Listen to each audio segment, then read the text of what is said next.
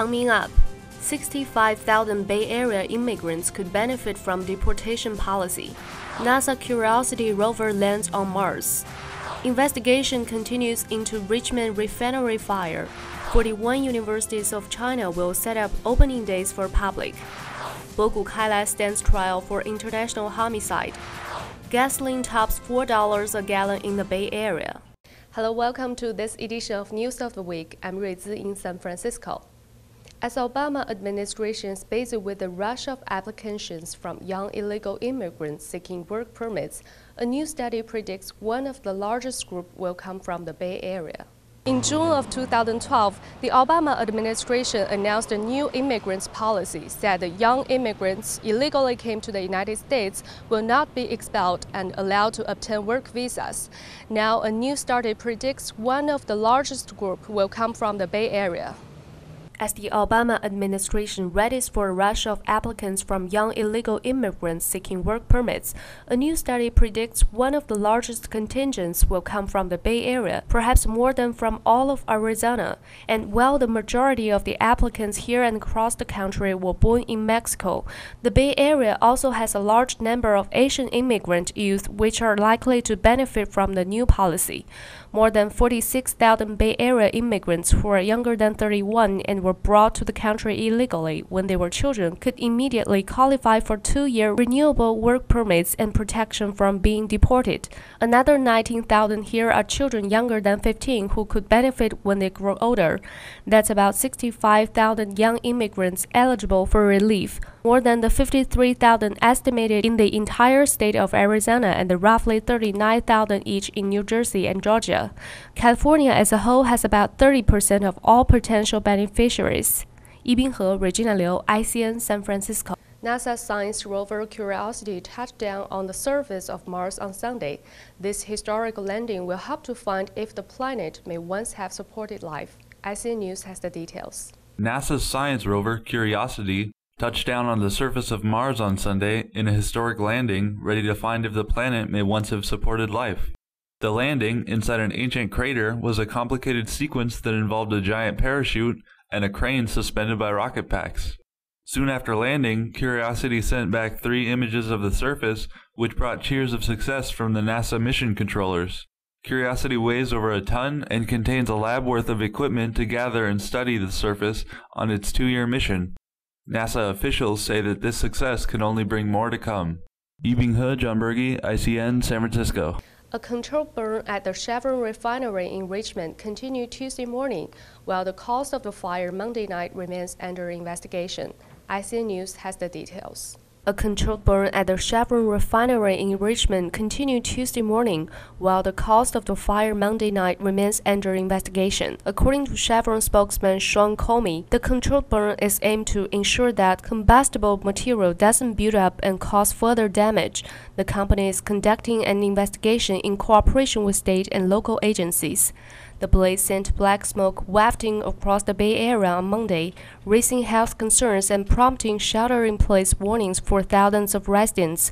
A shelter-in-place order for the communities of Richmond, North Richmond, and San Pablo was lifted around 11:15 p.m. The residual diesel that was burning Tuesday morning wasn't expected to impact the community. Early indications show the pollutants were in the normal range Tuesday morning. Yibinghe, Regina Liu, ICN, San Francisco. A group of 41 top universities in China are now pushing forward the idea of opening to the general public in an effort to raise technological awareness. ICN News has the more. Made a promise to open its key labs and libraries to visitors starting on the 3rd week of September, which coincides with the National Science and Technology Promotion Week. Chen Jining, president of Tsinghua University, delivered a joint public pledge on behalf of the 41 universities involved in the program. According to the stated pledge, some 1,200 high school students will become the first group to enjoy free access to the labs and libraries in 9 Beijing-based universities. The rest of the participating universities will open up as soon as they finalize a schedule to accommodate the events on a regular basis. Yibinghe, Regina Liu, ICN, San Francisco. The Newsweek survey released Monday listed Santa Clara University as the 2nd most beautiful school in the country. ICN News has more. The Newsweek survey released Monday listed Santa Clara, the private Jesuit university home to the historic Santa Clara Mission, palm trees, and abundant rose bushes, as the second most beautiful school in the country. The survey combined scores for the attractiveness of the campus, the weather, and the hotness of the student body. With 10 being tops, Santa Clara's campus scored 9.3 for beauty. The attractiveness of the women walloped most of the competition with 9.0. The men apparently need a little work, scoring 8.2. Yi Binghe, Regina Liu, ICN, San Francisco. Recently, Starbucks plans to switch its processing of debit and credit card payments to San Francisco mobile payment startup Square. Let's take a look. Starbucks plans to switch its processing of debit and credit cards payments to San Francisco mobile payment startup Square in a deal that will help establish two-year-old Square as a legitimate player in the industry. As part of the deal, the world's biggest coffee chain will invest $25 million into Square, which is led by Jack Dorsey, co-founder of social media company Twitter. The alliance comes at a time when Square is facing increasingly stiff competition from rivals like eBay and Intuit, which offer their own mobile payment processing tools. Starbucks chief executive Howard Schultz, who will join Square's board, said the tie-up would lower payment processing fees at the coffee chain's almost 7,000 company-owned shops in the United States. Yi Binghe, John Berge, ICN, San Francisco. The international homicide trial of Bogu Kailan and Zhang Xiaojun began Thursday in the Hefei City Intermediate People's Court in Anhui Province. Let's take a look. The international homicide trial of Bogu Kailan and Zhang Xiaojun began Thursday in the Hefei City Intermediate People's Court in Anhui Province. The prosecuting body said the facts of the two defendants poisoning the victim to death are clear and the evidence is substantial. Their behavior has violated Article 232 of the Criminal Law of the People's Republic of China. Therefore, the two defendants should be held criminally responsible for international homicide. The Hefei City Intermediate People's Court began the public trial on August 9th after following the legal procedure of issuing a notice before the trial and making a public announcement. More than 140 people attend the trial. They include relatives and friends of Bogu Kailai, Zhang Xiaojun, and Neil Haywood, diplomats from the British Embassy and consulates in China, representatives from the media, deputies to China's legislature, members of China's political advisory body, as well as people from all walks of life. An attorney representing Neil Haywood's close relatives was present during the trial and made comments. The court will hold an open trial for the officers on August 10th. Yi Binghe, Regina Liu, ICN, San Francisco. The U.S. Postal Service has reported Thursday a $5.2 billion loss for the last 3 months. Let's take a look. The U.S. Postal Service has reported today a $5.2 billion loss for the last 3 months. A decline in the volume of mail sent and a congressional mandate to pre-fund retirement health care benefits are contributing to the deep losses. The Postmaster General, Patrick Donahoe, says that Congress needs to step up and protect the service by doing something about the health care law. Not waiting for Congress to act, the Postal Service has begun closing or consolidating 48 mail processing plants, which could displace as many as 5,000 workers. The Postal Service does not use tax dollars for operations, but it has a $12.6 billion loan from the Treasury. Yi Binghe, John Berge, ICN, San Francisco. According to the latest survey on Friday from the GasBuddy online site, average gasoline prices are now top $4 a gallon throughout the Bay Area. Let's take a look. According to the latest survey on Friday from the GasBuddy online site, average gasoline prices now top $4, and prices also are rising in California, which now has an average price of $4 a gallon statewide. By mid-morning, the average price for a gallon of gasoline had climbed to $4.09 in San Francisco, $4.06 in Santa Clara County, and $4.04 in the East Bay. Gasoline prices are likely to spike higher in the Bay Area over the coming days, GasBuddy warned in its survey. Yi Binghe, Regina Liu, ICN, San Francisco. The son of renowned artist Ji Xianling has sued Peking University, demanding the return of articles, calligraphy, and paintings of his late father, 577 pieces in total. ICN News has more. Son of renowned artist Ji Xianling has sued Peking University, demanding the return of articles, calligraphy, and paintings of his late father, 577 pieces in all. master of Chinese culture Ji Xianling, died in July 2009, leaving behind a dispute regarding some of his works. According to his son, Ji Cheng, an agreement was made between his father and Beijing University for a partial donation of manuscripts, calligraphy, and paintings. Ji Cheng said it will go into effect only after a handover list is signed by both parties. However, this has not been done. Ji Cheng explained that he was given full power by his father to handle his affairs. He said all his father's items stored in the Peking University library were only deposited there temporarily. Beijing No. 1 Intermediate Court affirmed that the persecution materials were received on August 9, 2012, and the case would be filed within 7 days if the fact is established after a thorough investigation. Ibinghe, Regina Liu, ICN, San Francisco. Now let's take a look at a group of news in brief. Lenovo Group Limited, the world's second-largest PC maker, will continue to expand in the Indian market by opening more than 300 new shops next year. It plans to maintain its leading market position in China's biggest neighboring country, which it earned in the first quarter of this year.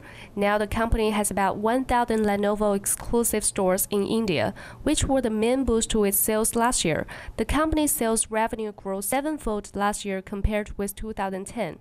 Ibinghe, Regina Liu, ICN, San Francisco. BuySpy founder Richard Shores on Monday offered to take the struggling electronics retailer private in a deal that values the company at $8.16 billion to $8.84 billion. Shores, a former Best Buy chairman who owns 20.1% of its stock, said he would offer to buy the shares he does not already own for $24 to $26 each. BuySpy said its board would evaluate Shores' offer carefully and pursue the best course for shareholders. Ibinghe, Regina Liu, ICN, San Francisco. Speaking at the White House after release of the latest job report, Obama stressed that the last thing the nation should do in the weak economic recovery is tax increase on middle-class families.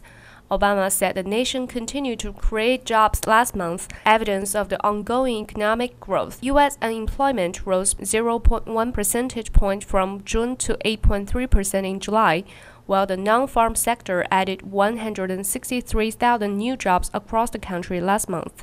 Obama criticized Republican lawmakers' efforts to extend Bush-era tax cuts for the wealthiest Americans next year, noting that the middle-class families should not pay more taxes while the wealthiest Americans could pay less.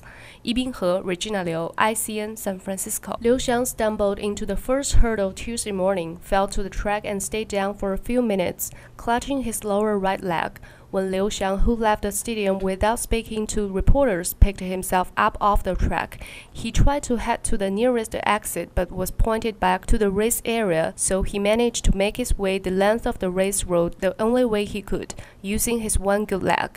The head of China's track team, Feng Shuyong, later said at a news conference that Liu hadn't been examined by doctors but might have ruptured his Achilles tendon. Asked whether the 29-year-old Liu mentioned retiring, Feng replied, "It is now the time to talk about that." Ibinghe, Regina Liu, ICN, San Francisco. More than 20,000 people were without power Tuesday after powerful thunderstorms swept through Oklahoma City, capital of the U.S. state of Oklahoma. Firefighters evacuated 11 people from 6 homes in far northwest Oklahoma City after power lines fell on them. According to the website of the English Daily, The Oklahoman, downed power poles and tree branches on power lines could be seen across the city. Blackouts were also reported in the areas surrounding the Oklahoma City. Ibinghe, Regina Liu, ICN, San Francisco. Entertainer Jennifer Lopez says her former driver resorted to blackmail after the singer didn't use a security team he recommended for a music video shoot. In a lawsuit filed in Los Angeles last week, Lopez, her manager, and her production company alleged that an attorney representing driver, Hakab Manukane, demanded that unless Manukane was paid $2.8 million, he would disclose sensitive and personal information that he allegedly heard while driving Lopez. The lawsuit also accuses the former driver of making other ominous threats to report Ms. Lopez to the authorities if his demands were not met. Lopez is seeking a minimum of $20 million in damages. Ibinghe, John Berge, ICN, San Francisco. Country music star Randy Travis was arrested Tuesday after being found lying naked on the road in northern Texas, apparently smelling of alcohol.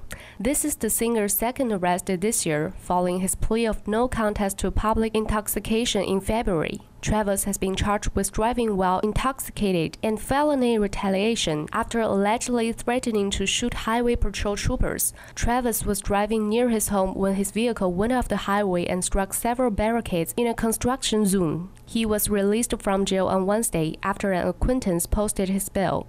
Neither Travis nor his representative has been reached for comment. Yi Binghe, John Berge, ICN, San Francisco. A photo of the British pop group The Spice Girls rehearsing was posted on Twitter on Thursday, and many are saying that it's for the closing ceremony to the London Olympics. Speculation about whether the five would reunite for the Olympic show has been going around since last week, when Victoria Beckham posted a picture of a jewel-covered microphone.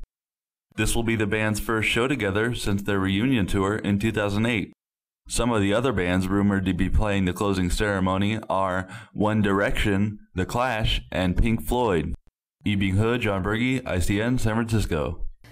That's all for this edition of News of the Week. I'm Rui Zi in San Francisco. Thank you for staying with us. Bye for now.